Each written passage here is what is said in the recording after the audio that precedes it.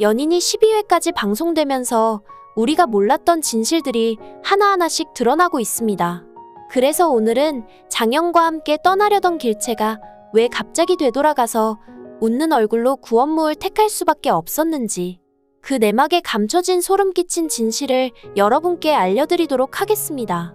단 해당 내용은 개인적인 뇌피셜인 만큼 본방송 내용과는 다를 수 있다는 점 참고 부탁드립니다. 그럼 먼저 지난 6회로 가보겠습니다. 원손을 데리고 강화도 인근 섬에 숨어든 구원무는 길채 일행을 청나라 군사들을 유인하는 미끼로 쓰는데요. 당시 구원무는 상관으로부터 이런 사실을 듣고도 길채 일행을 막아서지 않고 그대로 사지로 내몰았죠. 그러다 7회에서 장현이 청나라 병사들을 다 죽인 상황에서 우연히 그 길을 가다가 청나라 병사 한 명을 죽인 원무는 길채와 마주치는데요. 이때 길채는 원무가 자신들을 사지로 내몬 것이 아닌 오랑캐로부터 구해준 것이었다고 오해해버리죠.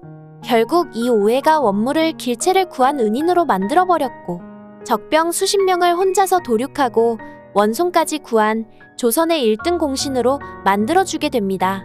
이후 원무는 우연을 가장해 길채 낭자 주변을 계속 배회하기 시작하죠.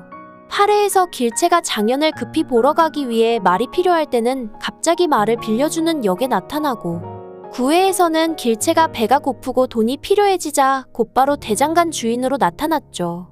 그렇다면 구원무는 이미 길채와 장현에 대해서 모든 사실을 알고 있지 않았을까요? 참고로 원무는 장현이 청으로 떠나자마자 보다 더 적극적으로 길채 앞에 나타나기 시작합니다. 9회에서 박대가 유기그릇을 보부상들에게 빼앗겼을 때 길채가 찾으러 나선 적이 있었는데, 갑자기 어디선가 나타나서 위험에 처한 길채를 구해줬죠. 마치 쭉 길채를 따라다니며 미행한 것처럼 말입니다. 특히 9회에서 가장 쇼킹했던 부분은 원무가 길채에게 청혼했다가 거절당하자 이런 말을 했다는 것입니다. 그 사람은 이미 죽지 않았습니까? 이 말을 다시 들으니 확 소름이 끼치네요. 이때 길채도 구원무 말을 듣고 깜짝 놀랐었죠. 알다시피 길채가 장현에 대한 얘기를 구원무에게 말한 적은 단 한 번도 없었으니까요. 그런데 원무는 장현이 사망했다는 것까지 미리 알고 있었죠. 즉 이때부터 원무가 길채와 장현의 뒷조사를 몰래 했던 게 아닐까 의심됩니다. 그런데 이런 이상한 일들은 10회에서도 계속 벌어집니다. 길채의 아버지가 길채를 찾아다니며 길을 배회하다가 시비가 붙었을 때 구원무가 갑자기 나타나서 또 구해줬기 때문이죠. 그리고 원무는 길채의 아버지를 손수 업고 온 것도 모자라 박대와 연준이 있었음에도 굳이 길채의 아버지를 방까지 모시고 가서 눕힙니다. 그런데 이때 원무 등에서 칼에 맞은 듯한 상처가 보이기 시작하죠. 피가 눈에 확 보일 정도로 옷이 적셔져 있었으니까요. 결국 이 상처를 보게 된 길채는 원무를 안쓰럽게 쳐다보며 고마움과 미안한 마음을 갖게 됩니다. 하지만 이때도 길채는 원무가 곁에서 도울 수 있다고 말했지만 단호하게 거절했죠. 그러자 구원무는 길채에게 이런 말을 하죠. 대체 나에게는 없고 그 사내에게 있는 게 뭡니까? 와, 소름 끼치지 않나요? 어떻게 장현과 똑같은 말을 할 수 있을까요? 참고로 이 대사는 장현이 심양 갈 때 길채에게 정말 밉군 대사를 날린 직후 했던 대사였죠. 도대체 연준 도령에게는 있고 내게는 없는 게 뭐냐고 말이죠. 혹 길채가 장현을 만나러 갔을 때 그때 근처에서 함께 말 타고 갔던 구원무가 두 사람을 지켜보고 있었던 건 아니었을까요? 그런데 이상한 건 이것뿐만이 아니었죠. 구원무가 길채의 아버지를 구할 당시 싸움 같은 건 전혀 하지 않았습니다. 더군다나 원무는 칼도 들고 있었고 종사관 복장을 하고 있었기 때문에 길채의 아버지와 시비가 붙은 일반 백성이 종사관과 싸운다는 건 상상도 할 수 없는 일이었죠. 그런데 더 이상한 일은 그 다음 날 또 벌어집니다. 길채는 전날 본 원무의 상처가 마음에 걸렸는지 약까지 지어와서 발라줬습니다. 이때 원무는 길채가 강화도 일에 대해 재차 묻자 자신이 구한 게 맞다며 거짓말까지 해가며 또다시 길채에게 청혼하죠. 하지만 우리 길채는 실망시키지 않고 단칼에 원무의 청혼을 거절해버립니다. 즉 이때까지만 해도 길채는 원무와 혼인 생각은 단 1도 없었다는 것이죠. 그런데 원무는 길채와 헤어진 후에 양음이 심양에서 왔다는 걸 어떻게 알았는지, 우심정에 있는 양음을 직접 찾아가 이상한 소리를 하기 시작합니다. 자기가 혼인을 곧 한다며 홀린 날에 와서 노래를 불러 달라고 말이죠. 그러면서 내 안사람 되는 이가 오래전에 들은 자네 노래를 잊지 못하겠다고 해서 부탁한다고 말합니다. 이에 양음은 이상하게 생각하며 우심정을 비운 지 오래되었는데 어디서 들었냐고 묻죠. 그러자 원무는 능군이라고 말하는데요. 대충 찍어서 둘러대는 듯 보였죠. 그런데 여기서 더 소름 끼치는 건 길채가 원무에게 양음에 대해서 말한 적이 단 한 번도 없었다는 것입니다. 그리고 길채가 양음의 노래를 처음 듣고 감동받은 곳은 능군이가 아니라 장영과 함께 한양에 있는 우심정에 들렀을 때였죠.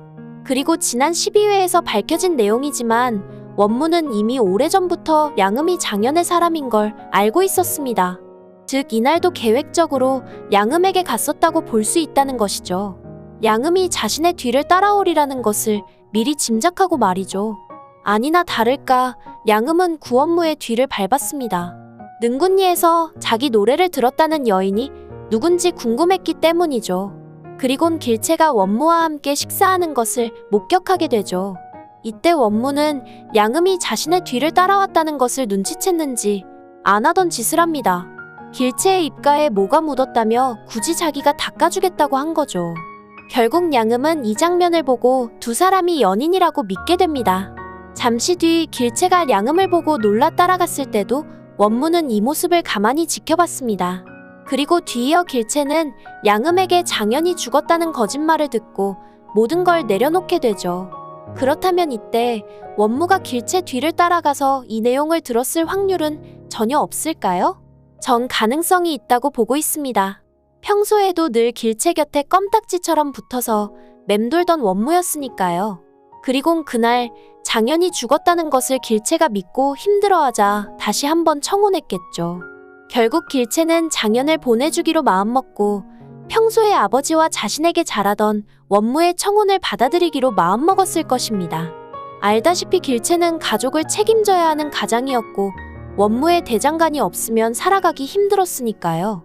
하지만 장현이 심양에서 돌아오면서 구원무의 모든 계획은 틀어지고 말았죠.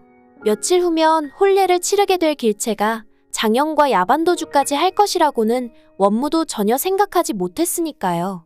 이에 구원무는 길채를 찾기 위해 수단과 방법을 가리지 않았죠. 무장한 부하들을 풀어 찾는 것도 모자라 정신 놓은 길채 아버지를 미끼로 던졌으니까요. 그런데 그렇게 해서 어렵게 찾은 길채가 자신을 외면하고 떠나버렸죠. 그렇다면 이때 구원무 심정은 어땠을까요? 아마 장현을 갈기갈기 찢어 죽이고 싶었을 것입니다. 앞서 연준에게 간통을 저지른 사내와 아내는 나라법에 죽여도 된다고 말했을 만큼 원무의 각오는 이미 서 있었으니까요. 이에 구원무는 부하들을 삼강 나루터 근처에 매복시켜 놓고 길채가 오기만을 기다렸겠죠. 그 사실을 모르는 장현과 구잠은 길채가 오기만을 기다렸을 것이고요.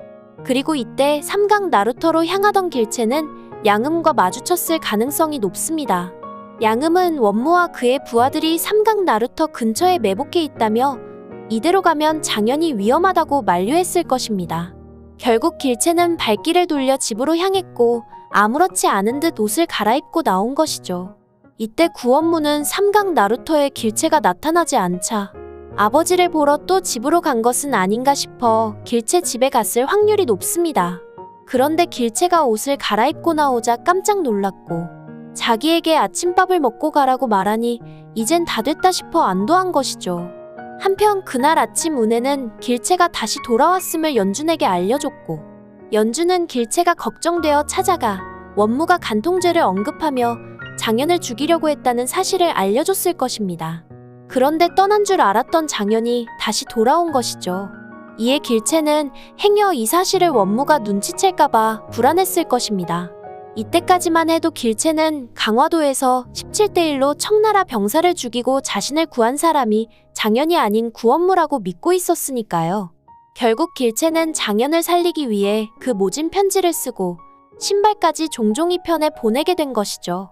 이후 원무를 안심시켜 놓고 급히 삼강 나루터로 향했지만 장현은 이미 배를 타고 떠나는 중이었죠. 이때 길채는 자신이 보낸 편지를 강해버리고 꼬신까지 버리는 장연의 모습을 보면서 마음속으로 통곡하며 눈물을 흘린 것이죠. 그리곤 그때 차마 가질 수 없었던 자신의 본심이 담긴 마지막 인사를 장연에게 전합니다. 내가 미웠던 적이 있으시오 물으니 답하셨지요. 그대가 나를 영영 떠나던 날 죽도록 미워 한참을 보았네. 헌데 아무리 보아도 미운 마음이 들지 않아 외려 내가 미웠소. 그리곤 제겐 물으셨죠. 야속한 사람 내 마음을 짐작이나 하였소. 이제 말하건대 차마 짐작지 못했습니다. 그저 내 마음이 천갈래 만갈래 부셔서 님만은 나같지 마시라 간절히 바랄 뿐.